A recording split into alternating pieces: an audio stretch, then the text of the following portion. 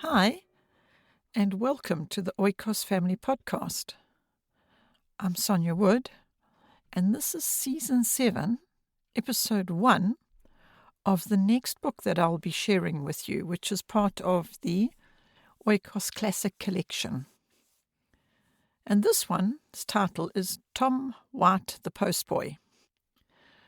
I think there are going to be 5 or 6 episodes in this series, Season 7. And as always, these little treasures, which we have compiled into a little collection for the Oikos, called the Oikos Classic Collection, are full of lessons to be learnt. So we specifically chose these particular books to be part of the collection just due to their nature of teaching life lessons and us being able to get value from that. So we share it with you in the form of the physical book or the audiobook, and now shared with you on a podcast. So in this first chapter of White the Postboy, it's quite a long chapter, so I'm going to leave it to play here for you to listen to and gain from it whatever it is that is pertinent for you. But just to give you some broad strokes of what can be found in this chapter, there are actually a lot of lessons in this chapter. One being the consequences of what happens with bad choices, the slippery slope of sin. And then how good company supports good behavior and bad company corrupts good behavior. There's some of that in this book, in this chapter as well. Another thing that is covered is how misfortune can very often lead to blessings. Very often it is just how we look at it, but we can also do some practical things to turn misfortune around for it to be a blessing. They touch on as well the care and consideration of animals and being kind to them. Safe to say that Tom White is introduced in this chapter, and we learn about his good upbringing, followed by how he gets into some bad company and he becomes more careless Tom. Later on, he becomes careful Tom. And when he was careless Tom, he was miserable Tom. And then when he was careful Tom, he was merry Tom. Well, actually, I'm just making all that up just to give some summary to what can be found in this particular chapter. So let me leave it at that, and I do hope that you will find something of value in this. And by the way, I was thinking while listening to the audiobook that our son narrated, this particular White the Postboy, which I had read to the children when they were younger. And while listening to it years later, the audiobook version, I thought, wow, these are very old-fashioned principles here, and yet they still stand today, according to our beliefs. And this book, literally, it was written in the 1700s. So, the language and the style and everything else, while you're listening, if you can just remember, it was written in that era. So it's not going to be modern language as is today. However, even so, as I say, I believe that there's principles in the stories that are so valuable.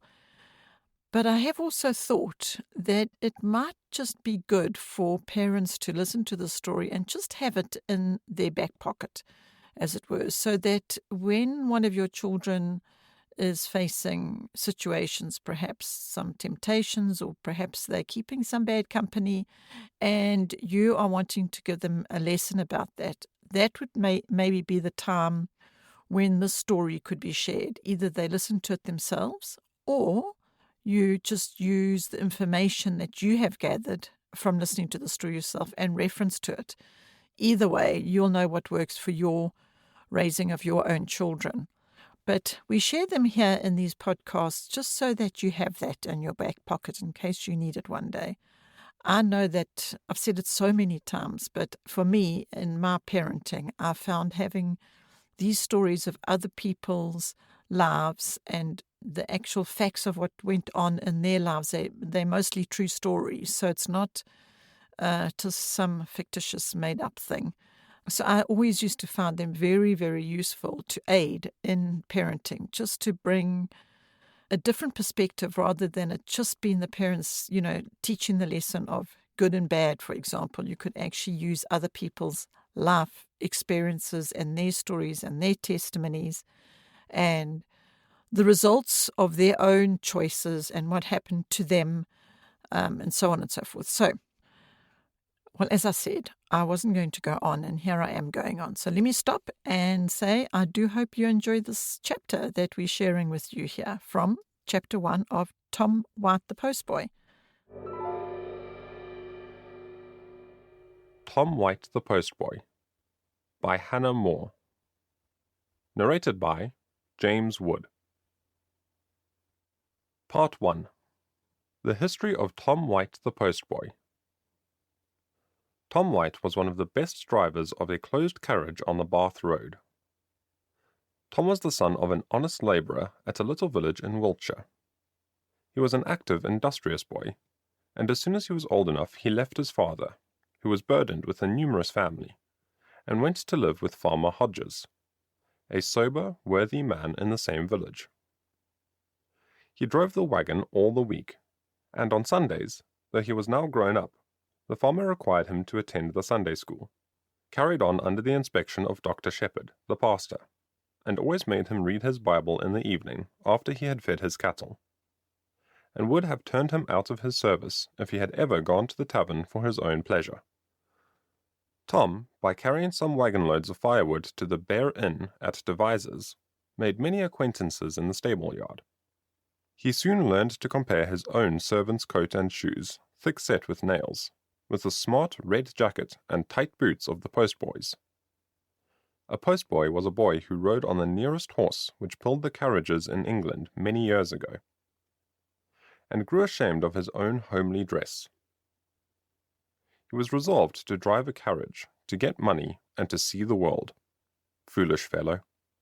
He never considered that though it is true a wagoner works hard all day, yet he gets a quiet evening at home, and undisturbed rest at night.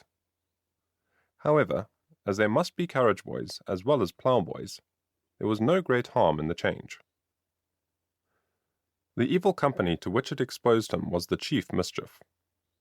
He left Farmer Hodges, though not without sorrow at quitting so kind a master, and got himself hired at the Black Bear. Notwithstanding the temptations to which he was now exposed, Tom's good education stood by him for some time. At first he was frightened to hear the oaths and wicked words which are too often uttered in a stable yard. However, though he thought it very wrong, he had not the courage to reprove it. And the next step to being easy at seeing others sin is to sin ourselves. By degrees he began to think it manly and a mark of spirit in others to swear, though the force of good habits was so strong that at first when he ventured to swear himself it was with fear and in a low voice. But he was soon laughed out of his sheepishness, as they called it, and though he never became so profane and blasphemous as some of his companions, for he never swore in cold blood, or in mirth as so many do, yet he would too often use a dreadful bad word when he was angry with his horses.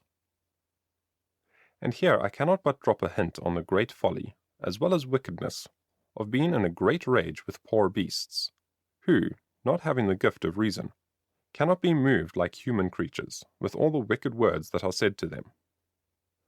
Though these dumb creatures, unhappily, having the gift of feeling, suffer as much as human creatures can do, at the cruel and unnecessary beatings given them. Tom had been brought up to think that drunkenness was a great sin, for he never saw Farmer Hodges drunk in his life. And where a farmer is sober himself, his men are less likely to drink, or if they do, the master can reprove them with a better grace. Tom was not naturally fond of drink, yet for the sake of being thought merry company and a hearty fellow, he often drank more than he ought. As he had been used to go to church twice on a Sunday, while he lived with the farmer, who seldom used his horses on that day, except to carry his wife to church behind him, Tom felt a little uneasy when he was sent the very first Sunday on a long journey with a great family. For I cannot conceal the truth that too many gentle folks will travel when there is no necessity for it on a Sunday, and when Monday would do just as well. This is a great grief to all good and sober people, both rich and poor, and it is still more inexcusable in the great, who have every day at their command. However, he kept his thoughts to himself, though he could not now and then help thinking how quietly things were going on at the farmer's, whose wagoner on a Sunday led as easy a life as if he had been a gentleman. But he soon lost all thoughts of this kind, and in time did not know a Sunday from a Monday. Tom went on prosperously, as it is called, for 3 or 4 years, got plenty of money, but saved not a shilling. As soon as his horses were once in the stable, he left them for someone else to feed. He was more interested in playing cards, gambling, and keeping loose company, each of which he at first disliked, and each of which he soon learned to practice, ran away with all his money and all his spare time. And though he was generally ready for work, he did not care whether the carriage was clean or dirty, whether the horses looked well or ill, whether the harness was whole or the horses were shod. The certainty that the gains of tomorrow would make up for the extravagance of today made him quite thoughtless and happy, for he was young, active, and healthy, and never foresaw that a rainy day might come, when he would want what he now wasted. One day, being a little flustered with liquor, as he was driving his return carriage through Brentford, he saw just before him another empty carriage, driven by one of his acquaintances. He whipped up his horses, resolving to outrun the other, and swearing dreadfully that he would be at the Red Lion first, for a pint. "Done!" cried the other. "A wager!" Both cut and spurred the poor beasts with the usual fury, as if their reputation had been really at stake, or their lives had depended on this foolish contest. Tom's carriage had now got up to that of his rival, and they drove alongside of each other with great fury and many curses. But in a narrow part, Tom's carriage being in the middle, with his opponent on one side, and a cart driving against him on the other, the horses reared, the carriages got entangled. Tom roared out a great oath to the other to stop, which he either could not or would not do, but returned a horrid curse that he would win the bet if he was alive. Tom's horses took fright, and he was thrown to the ground with great violence.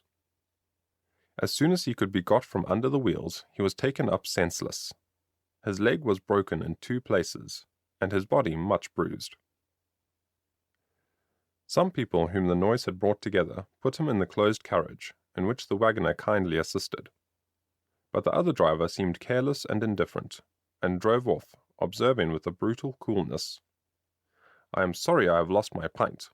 I should have beat him hollow, had it not been for this little accident."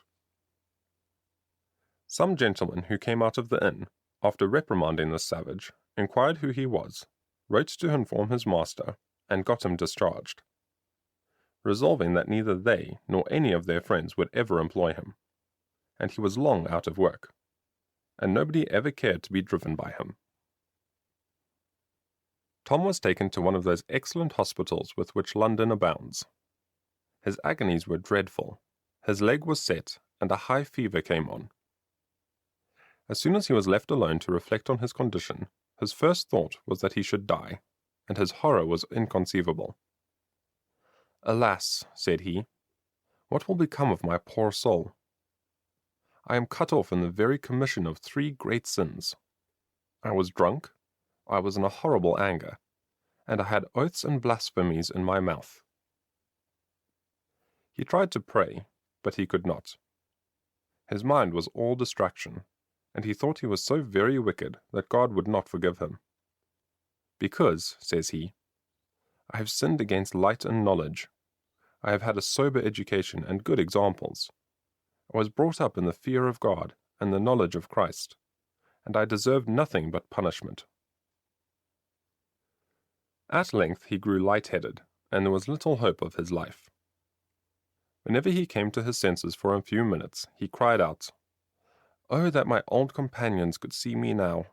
Surely they would take warning of my sad fate, and repent before it is too late." By the blessing of God on the skill of the surgeon and the care of the nurses, He, however, grew better in a few days. And here let me stop to remark what a mercy it is that we live in a Christian country, where the poor, when sick or lame or wounded, are taken as much care of as anyone, nay, in some respects more, because in hospitals and clinics there are more doctors and surgeons to attend than most private families can afford to have at their own houses. Whereas there never was a hospital in the whole heathen world. Blessed be God for this, among the 1,000 other excellent fruits of the Christian religion. It was 8 weeks before Tom could be taken out of bed. This was a happy affliction, for by the grace of God, this long sickness and solitude gave him time to reflect on his past life. He began seriously to hate those darling sins which had brought him to the brink of ruin. He could now pray heartily.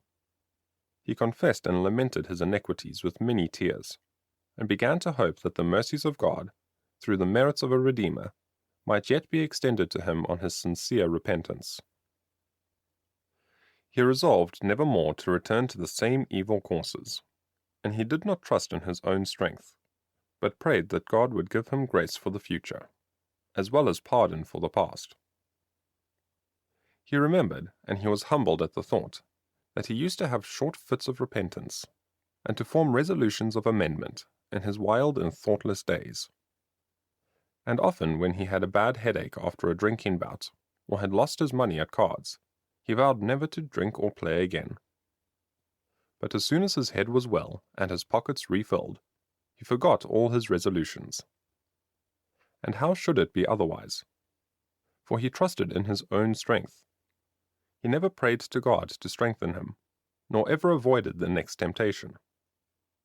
He did not know that it is the grace of God which brings us to repentance. The case was now different. Tom began to find that his strength was perfect weakness, and that he could do nothing without the divine assistance, for which he prayed heartily and constantly. He sent home for his Bible, which he had not opened for 2 years, and which had been given him when he left the Sunday school. He spent the chief part of his time in reading it, and derived great comfort as well as great knowledge from it. The study of the Bible filled his heart with gratitude to God, who had not cut him off in the midst of his sins, but had given him space for repentance. And the agonies he had lately suffered with his broken leg increased his thankfulness that he had escaped the more dreadful pain of eternal misery. And here let me remark what encouragement this is for rich people to give Bibles and good books, and not to lose all hope, though for a time they see little or no good effect from it. According to all appearance, Tom's books were never likely to do him any good, and yet his generous benefactor, who had cast his bread upon the waters, found it after many days. For this Bible, which had lain untouched for years, was at last made the means of his reformation. God will work in his own good time, and in his own way.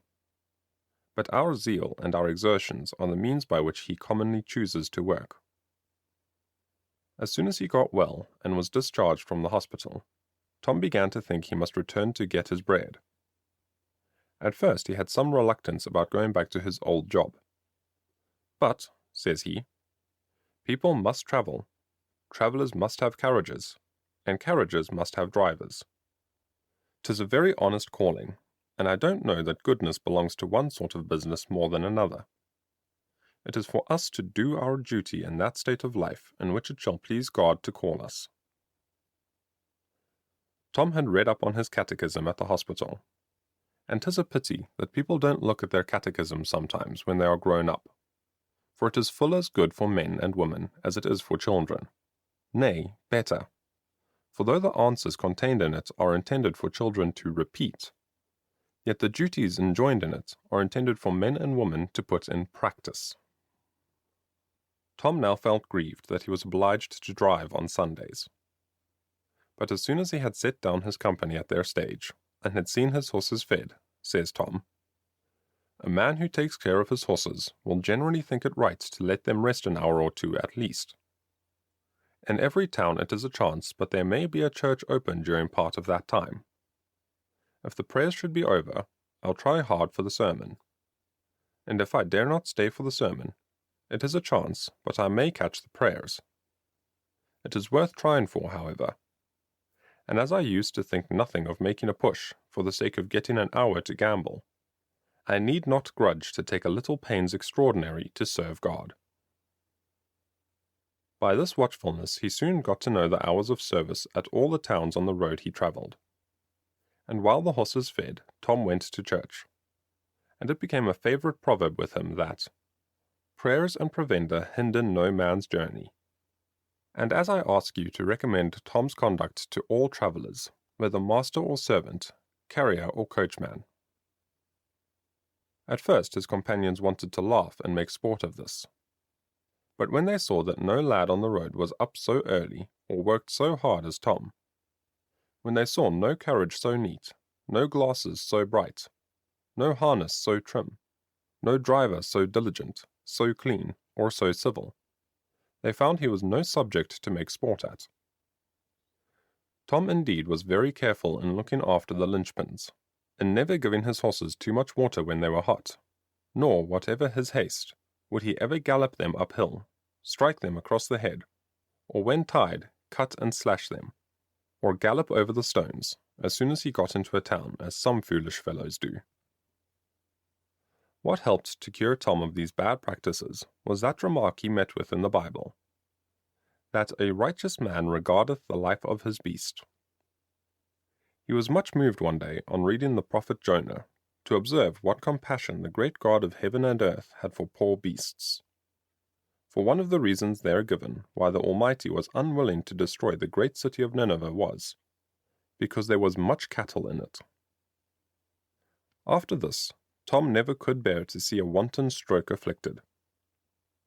Doth God care for horses, said he, and shall men be cruel to them? Tom soon grew rich for one in his station, for every gentleman on the road would be driven by no other lad, if careful Tom was to be had. Being diligent, he got a great deal of money. Being frugal, he spent but little, and not living wickedly, he wasted none. He soon found out that there was some meaning in that text which says, that godliness hath the promise of the life that now is, and of that which is to come. For the same principles which make a man sober and honest have also a natural tendency to make him healthy and rich. While a drunkard and a spendthrift can hardly escape being sick and a beggar in the end. Doing wickedly is the parent of misery here, as well as hereafter. After a few years Tom begged a holiday, and made a visit to his native village. His good character had gotten there before him. He found his father was dead, but during his long illness Tom had supplied him with money, and by allowing him a trifle every week, had had the honest satisfaction of keeping him from being supported by the church. Farmer Hodges was still living, but being old and infirm, he was desirous to retire from business. He retained a great regard for his old servant Tom, and finding he was worth money, and knowing he knew something of country business, he offered to lease him a small farm at an easy rate, and promised his assistance in the management for the first year, with a loan of a small sum of money that he might set out with a few cattle. Tom thanked him with tears in his eyes, went back and took a handsome leave of his master, who made him a present of a horse and cart in acknowledgment of his long and faithful services. For, says he, I have saved many horses by Tom's care and attention, and I could well afford to do the same by every servant who did the same by me, and should be a richer man at the end of every year by the same generosity, provided I could meet with just and faithful servants who deserved the same rewards. Tom was soon settled on his new farm, and in less than a year had got everything neat and decent about him. Farmer Hodges' long experience and friendly advice, joined to his own industry and hard labour, soon brought the farm to great perfection. The regularity, sobriety, peaceableness, and piety of his daily life, his constant attendance at church twice every Sunday, and his decent and devout behaviour when there, soon recommended him to the notice of Dr. Shepherd, who was still living, a pattern of zeal activity, and benevolence to all parish priests. The doctor soon began to hold up Tom, or, as we must now more properly term him, Mr. Thomas White, to the imitation of the whole parish, and the frequent and willing conversation of this worthy clergyman contributed, no less than his preaching, to the improvement of his new parishioner in piety. Farmer White soon found out that a dairy could not well be carried on without a mistress, and began to think seriously of marrying. He prayed to God to direct him in so important a business. He knew that a gaudy, vain, dressy girl was not likely to make good cheese and butter, and that a worldly and ungodly woman would make a sad wife and mistress of a family. He soon heard of a young woman of excellent character, who had been brought up by the pastor's lady, and still lived in the family as upper maid. She was prudent, sober, industrious, and religious. Her neat, modest, and plain appearance at church, for she was seldom seen anywhere else out of her master's family, was an example to all persons in her station, and never failed to recommend her to strangers, even before they had an opportunity of knowing the goodness of her character. It was her character, however, which recommended her to Farmer White. He knew that favour is deceitful, and beauty is vain, but a woman that feareth the Lord, she shall be praised. Aye, and not only praised, but chosen too, says Farmer White, as he took down his hat from the nail on which it hung, in order to go and wait on Dr. Shepherd, to break his mind and ask his consent. For he thought it would be a very unhandsome return for all the favours he was receiving from his minister, to decoy away his faithful servant from her place without his consent.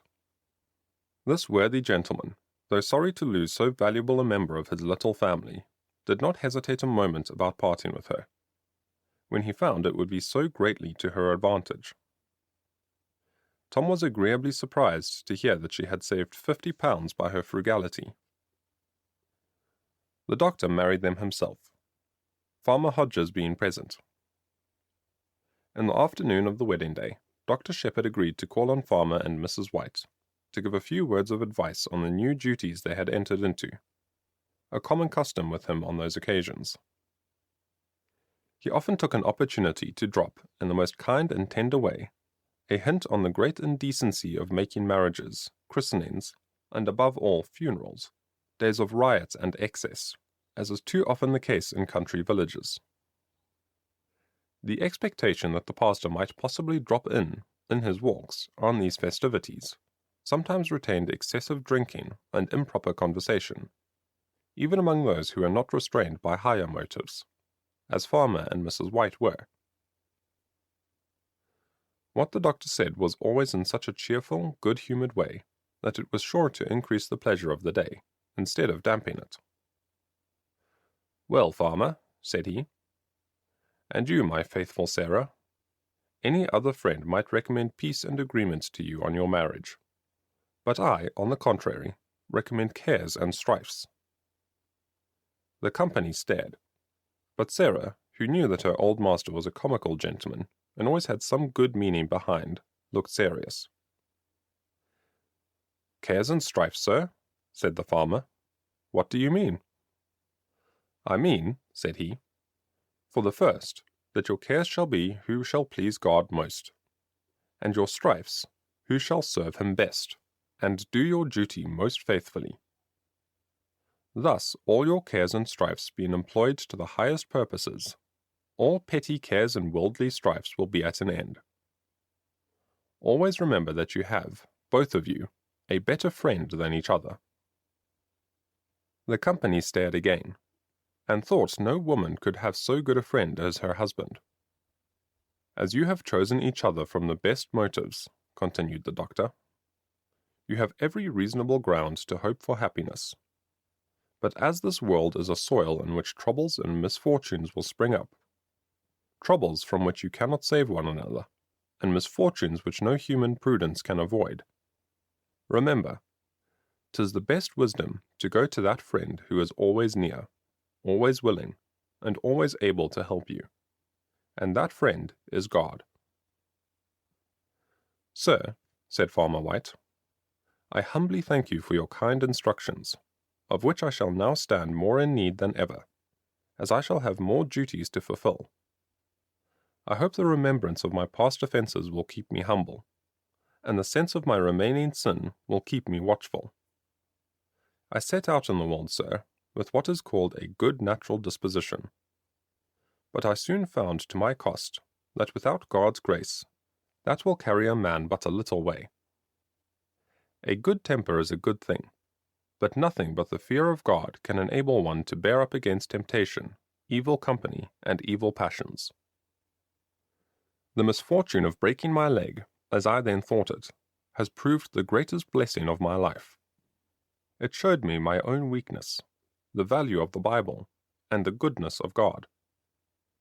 How many of my brother drivers have I seen since that time, cut off in the prime of life by drinking, or by some sudden accident, while I have not only been spared, but blessed and prospered. Oh, sir, it would be the joy of my heart if some of my old comrades, good-natured civil fellows, whom I can't help loving, could see, as I have done, the danger of evil courses before it is too late. Though they may not hearken to you, sir, or any other minister, they may believe me, because I have been one of them. And I can speak from experience of the great difference there is, even as to worldly comfort, between a life of sobriety and a life of sin.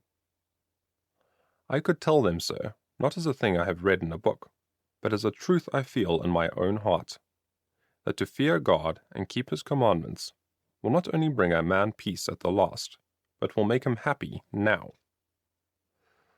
And I will venture to say, sir, that all the stocks, pillories, prisons, and gibbets in the land, though so very needful to keep bad men in order, yet will never restrain a good man from committing evil half so much as that single text.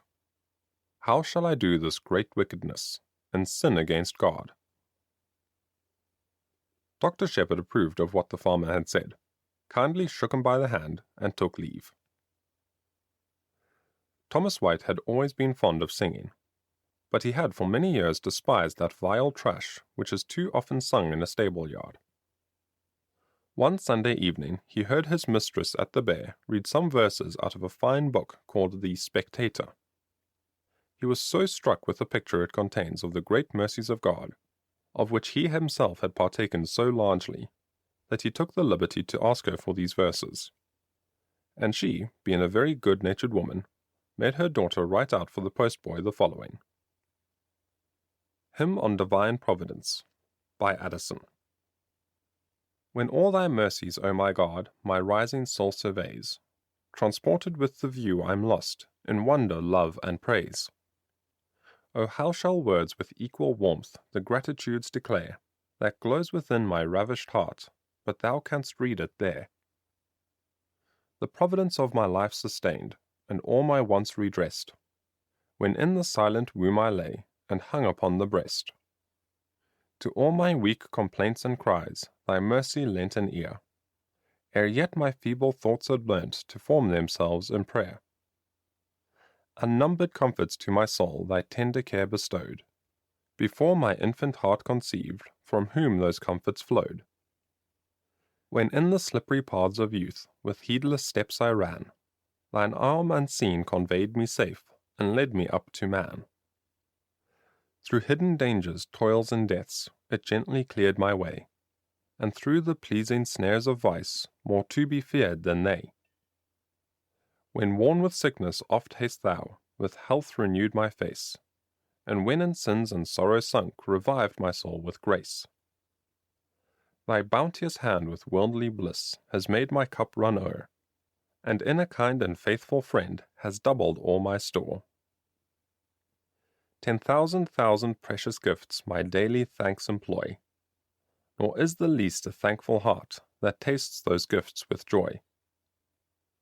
Through every period of my life thy goodness I'll pursue, and after death in distant worlds the glorious theme renew. When nature fails and day and night divide thy works no more, my ever grateful heart, O Lord, thy mercy shall adore.